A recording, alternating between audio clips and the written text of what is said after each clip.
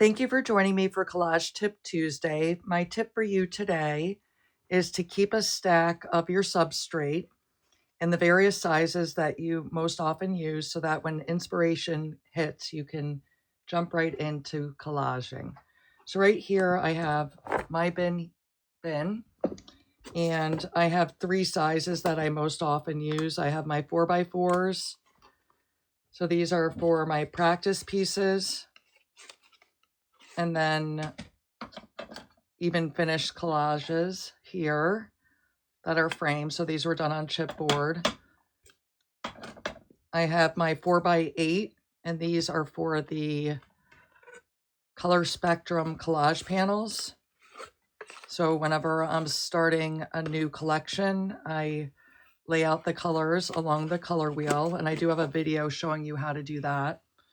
And then the last size that I use is the 8x8, and that's for a lot of my completed works that I frame. So these are all 8x8. So the chipboard that I use, I'll show you. This I order from Amazon. I'm sure there's plenty of other companies, but I use the 8.5 by 11 inch sheets, and it's a 30 point. So that's the thickness of the chipboard. And what I do is I just cut them to size using a paper cutter. Now, if you're not ready to go ahead and order pre-made pieces of the chipboard, my second tip for you today is to start saving your food packaging.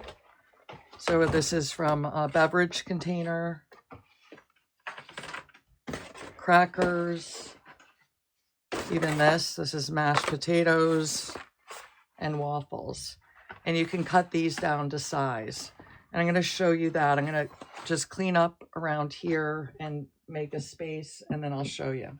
I'm going to go ahead and actually I'll choose the crackers. And what I do first is to cut off the edges.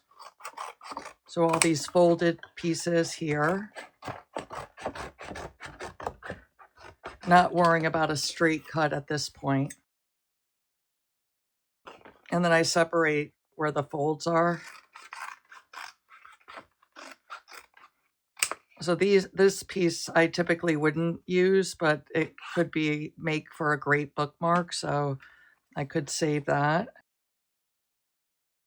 So I'm just organizing these. I'm going to cut off this as well. These pieces will be recycled. I mean, if I felt like I would use them, I would save them. And you can make little tiny collages if you'd like. And then these I can use for my 4x4s. These I actually might keep. And the way that I prefer to cut them is the paper cutter. So I'm going to lift that up. I'm going to see if I have enough space here to show you. So these paper cutters always remind me of art school or art in elementary school. So what I'm going to do is make my first cut to make sure I have a straight edge.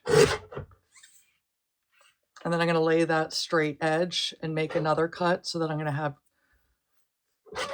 them lined up. So that'll be a 90-degree angle. And then I'm going to go ahead and cut it to size. So I'm going to bring it over to 4 inches. And I have a feeling I'm only going to get one 4x4 out of this. And let's check. Yes, so it's under 8 inches. So I'm going to get one 4x4 here. So I can keep these. So the side I'm going to collage on is this side here. This will be a little bit slippery.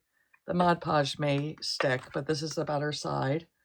So the same thing, just cutting this one to size. I'm going to make a straight edge. Another straight edge, and now I can cut it to the 4 and 4.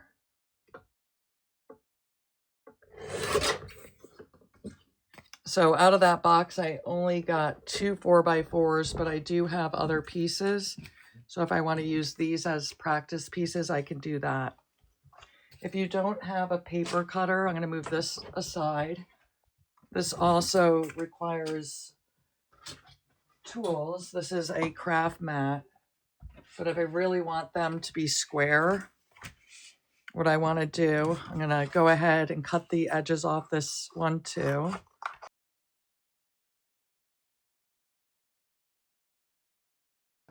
I'm going to move all this to the side.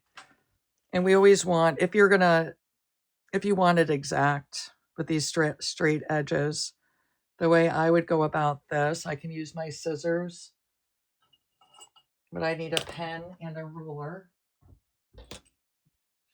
And I'm going to line it up at this 12 mark. I just want a straight line.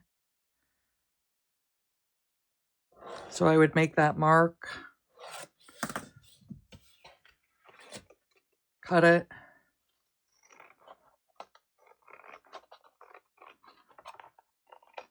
as close as I can. And then we're using that same principle that we used with the paper cutter. I'm going to line this up so that the straight edge is along a line. And actually I do need to move this up here because I need to line this up. So I want this straight, so I'm just following this line at the 12. And then I'm going to cut that.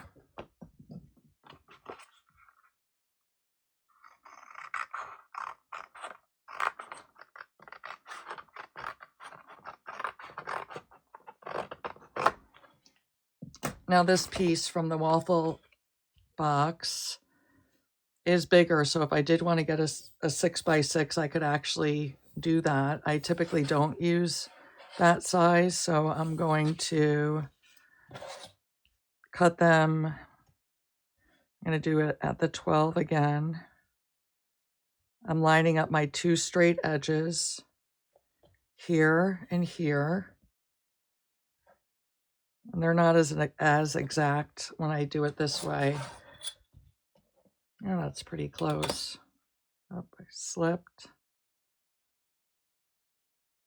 I feel like the paper cutter is definitely more accurate, but this works for our purposes. We don't need them absolutely exact. They'll still fit in the frame. So I'm going from 12 to 8. That's 4 inches. So 1, 2, 3, 4. I'm making a mark. And then I'll go to the 4 and make a mark.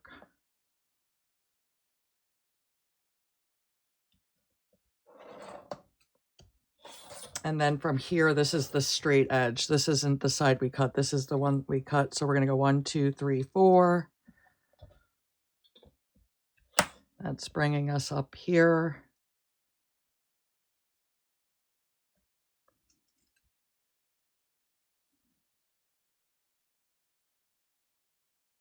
And it is slipping. I know that's why they put the cork. But sometimes I feel like since there's a little space, I could go under that ruler. That's why I was using it in a funny way. Whenever I'm using a ruler to cut,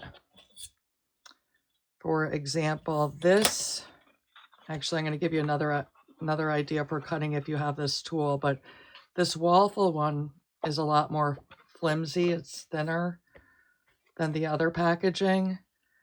So I feel like I'd be able to use a rotary cutter if my rotary cutter is sharp enough at this point, but I'll show you. So we're just going to follow that line.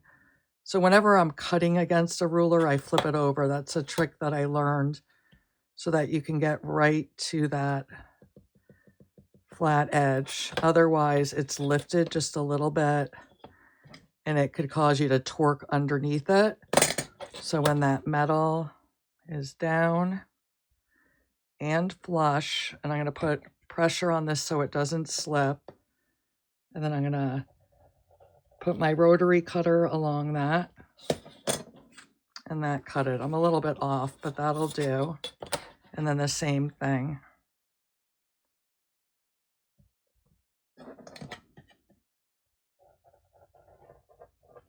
So having that craft mat is a good way to make sure that your cuts are square.